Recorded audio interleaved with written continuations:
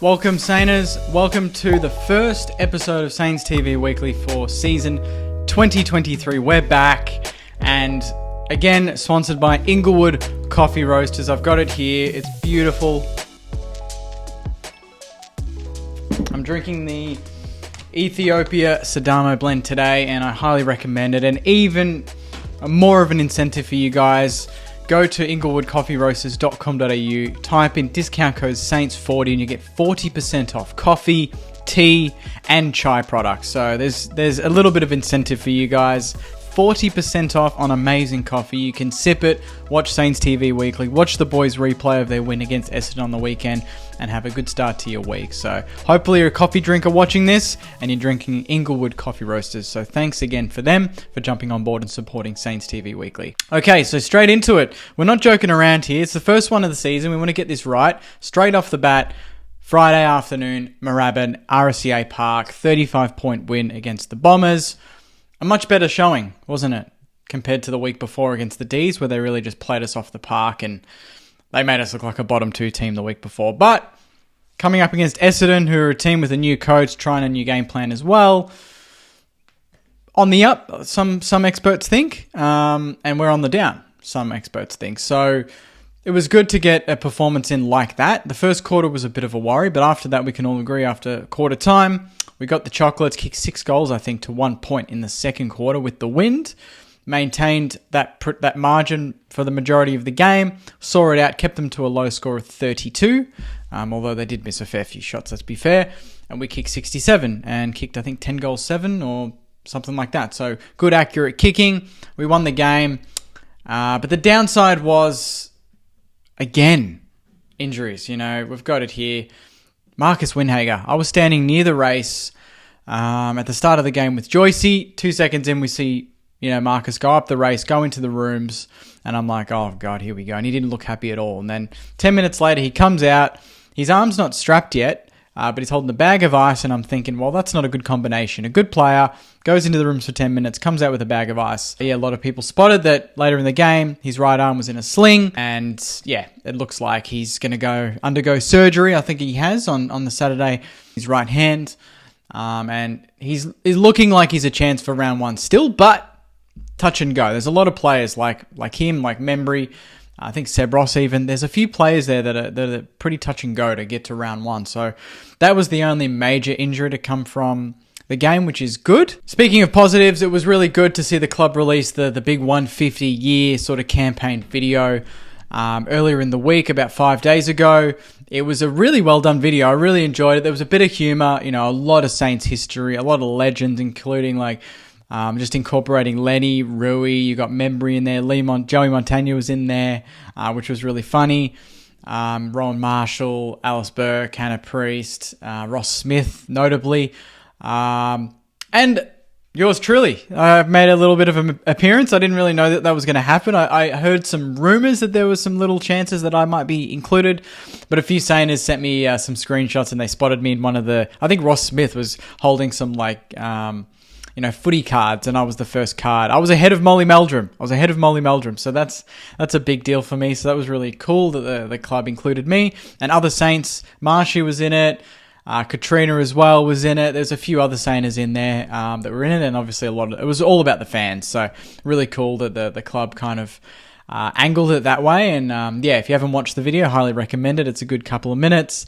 Very funny. Lenny Hayes was very funny in that. Rui was pretty funny as well. Membry getting a tattoo was really cool. So yeah, great video, great campaign, and it just sets a tone for a really exciting year. Despite our injuries, despite what experts are saying, it's still our 150th anniversary year, and really looking forward to it. So that was a great piece of media from the footy club during the week. Another bit of an announcement. We always seem to do it very late, but we announced our leadership group, including obviously our captain and our vice captain. So we'll start off with our captain. No surprise, Jack Steele will take the reins as skipper for his 3rd consecutive season, supported by a 5-man leadership group for the club's 150th year. The leadership group includes newly vice captain, Kel Wilkie, much deserved. Honestly, if Jack Steele wasn't captain, Kel Wilkie was going to be the next in line for me. You got Tim Membry, Seb Ross, and Jack Sinclair running out that 5-man leadership group. So really excited for that. I think that the key change was Seb Ross included, Dougal Howard omitted. A few people have asked me what do I think of that? But I think it's just let Dukes focus on his footy, and I think Seb might up him, get him back into the sort of form we saw 5 years ago when he won BNFs. He was that leader, and maybe this is just a mental shift for him to be that leader again. So, I don't know. I don't mind it. I think Membry and Sinks were always going to be in it. I thought Cal Wilkie was a chance for captain, to be honest. So, to see him as vice-captain with Steele works for me. Hunter Clark has also come out and spoken a little bit about his off-season. He had a great game on Friday, so first, props to him that he had 24 disposals, really looked at home in the midfield, got back to his sort of 2020 form, really silky, used the ball well, was physical, and moved around the ground, and his endurance looked really good, so that's a key positive for him. But he came out today, I believe, and just talked about the off-season. He's the rumours of him going to North Melbourne and how that affected him and how it was a bit of a whirlwind for him. And it all came as a bit of a shock, apparently. And he goes to say it was a bit different, nothing I'd ever experienced or really thought I would ever have to experience, leaving St Kilda. It all came around pretty quickly. I wasn't too sure what was going to happen, but I was stoked to still be at St Kilda. All the new coaches that have come in have given me a fresh start as well. I have loved the new change at the club. I got the clean start without leaving the club. I didn't even think about needing to change clubs. It just feels like a fresh start. I'm feeling good. So that's what Clark has said today, I believe in The Age, off the back of the trade tornado that hit us last season. It's great to see Clark feels that way, but no doubt other players are going to be feeling that way as well. But Nathan Buckley's come out and said, we're going to be bottom 4, but not for bad reasons, just he thinks it's going to be more of a reset sort of season. He thinks that we're going to have to, take a couple of steps back to take a step forward. He doesn't see immediate change. Bucks goes on to say, I think it's about learning and understanding about the list. Where are the holes? I don't think it's about where they finish in 2023 at all. I think it's about how they can use Ross Lyon's experience to be able to grow over the next couple and to fix the errors they've made. It's going to be more than a 3 or 4 month fix. That's what Bucks has said. So, I don't mind that. I think some people believe that is really what's going on. It's going to be more of a slow burn, and other people still are pretty excited and think, we could surprise this year. I'm an open book. I'm not going to say this is definitely a down year and then we have to follow through in the next 3 to 4 years like Bucks is saying. I get what Bucks is saying, but I'm not going to say that's definitive. I don't like when experts come out and say that sort of stuff because they say it as if that's what it is, that it's a fact. That's his opinion. I don't mind it. Now, lastly, we'll run through some questions. We've got some more questions on the Saints TV podcast tonight, so we'll go through only a couple now. This one's from Doldtree Designs. He's asking, do any of you do Supercoach? And if so, which Saints do you have in your team? I don't do Supercoach because every time I start a team, I forget it and then I lose, so no point doing it. But if I did have a Saints team, I would definitely be going with players like Sinks. I think Sinks will be 100 plus every week. And based on what I saw on Friday, I think that Brad Crouch is going to be in for a big year. I wouldn't be getting Jack Steele just yet, to be honest. But Sinks and Brad Crouch would be the two that I'd be definitely looking at. Lucas is asking, do you think Jack Steele will have his best season of his career? I think that's a big call because I think 2 years ago he had his best season, but you never know. He's been pretty slow in the training footage and even the games. He hasn't been outstanding. Other players have kind of taken that limelight, but I think he can have a big year. I don't want to label it as he needs to have his best ever year. He just needs to have a really good year. And so far in most of his career, every year has been pretty solid. Last year, it was one of his down years, but it was still pretty damn good. So I think this year, let's just get the Jack Steele that we all love and know. And whether that's his best year or his second best year, doesn't really bother me. And lastly, Lucy is asking, thoughts on Dougal not being in leadership group, but Ross is.